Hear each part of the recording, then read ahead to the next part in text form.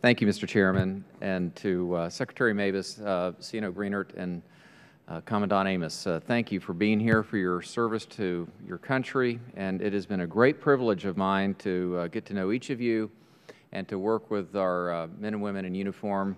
A week ago Saturday, had the privilege to fly out to the WASP and see our sailors and Marines in action, and their performance, not only there but across the world, and particularly in our combat zones, reflect excellence in leadership, and I thank you for that. Secretary Mabus, your prioritization of alternative fuels, it really does, in my view, merit more discussion and attention. Let me say first where we agree.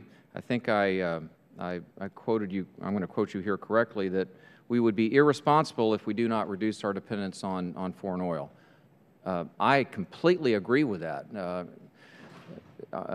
You know, for example, when I hear that we have maybe a couple hundred years of this type of fuel or that type of fuel, some people take comfort in that.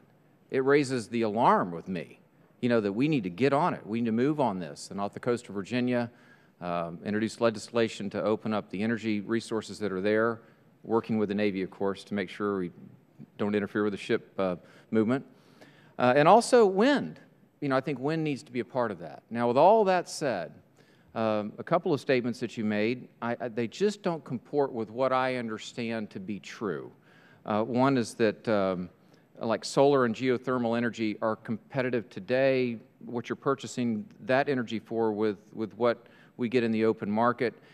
And I don't understand as well the statement making us a better military. I do not understand that. It seems to me that we should focus within the DoD exclusively on what we do best or what the DoD does best, and raising up an Army, Navy, and defending this great country. And then energy exploration, efforts to make us more energy dependent and to get more efficiency out of vehicles and equipment, that would be principally done in other departments, unless they want to begin supplemental funding of our Navy. So the first question is, could you be specific as you can, with the opportunity cost? That is, the cost of pursuing alternative fuels, that if we had not purchased $1 of them, the difference between that cost of fuel versus incorporating such a strong emphasis on alternative fuels. Well, what I'd like to do is respond to your question, how it makes us a better military. When you look at any military, you look at vulnerabilities. You look at vulnerabilities of your potential adversaries, but you also look at your own vulnerabilities. And one of the vulnerabilities that we have as a military is our reliance on foreign sources of oil. And the way I've stated it is we would never let these countries build our aircraft or our ships or our ground vehicles, but we give them a vote on whether they fly, whether they steam, whether they're operated, because we purchase too much of our energy from them. And even if you have sufficient supply, the price shocks that come, as I pointed out, Libya started about a year ago almost, and just from that one crisis, the price of oil went up $38 a barrel. That's a $1.1 billion additional fuel bill for the Navy. And the only place we have to go get that money is out of our operational accounts.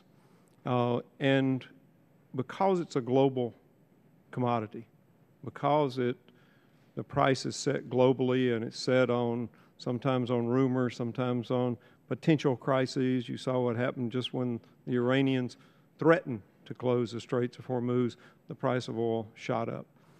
I think we've got to insulate our military from that. And then just in terms of history, changing energy is one of the Navy's core competencies.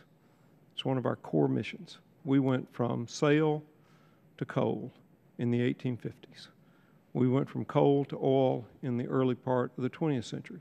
We pioneered nuclear as a method of transportation. So I would argue that it is exactly what the Navy and Marine Corps need to be working on. And finally, in terms of expeditionary energy, I'll go back to what I said. One death or one injury to a Marine guarding a fuel convoy is just too much. We share that value, Mr. Secretary. Time does not permit me to respond directly to that like I would like, but can you tell me, do you have the information available readily, what that opportunity cost is, the amount that we're spending on fuel that is higher than we would spend if we had just gone out to the market and bought fuel at the lowest available price? Well, we are buying such small amounts of, and you're speaking now, I assume, of biofuels. Well, maybe we need to do this offline because I don't want to get wrapped up here in my last minute, but the principle is this, that there is an opportunity cost. Your threshold for that is higher than my own because it does put pressure in all other areas. And we are in complete agreement, Mr. Secretary, that we need to move away from our dependence on foreign oil. I make the case that part of our oil is our dollars at the pump are going to leaders who do not share our values. Hugo Chavez, they end up flowing to madrasas in Pakistan, and you know what happens there, and they flow over into Afghanistan. So you've got my full attention, Secretary Mabus, on this matter of moving the country to energy independence. But in this competition for scarce resources, dollar resources, it does seem to me that we are putting a disproportionate emphasis within DOD and the Navy. And I have 10 seconds, please. Well, we will continue this offline, and I'll be very happy to do that. On the land-based part of this energy, all our projects have a 4 to 6 year payback, so that after that time, for only maintenance money, you're going to be getting energy much cheaper than you do it today. Thank you, Secretary Mabus. Thank you. If things get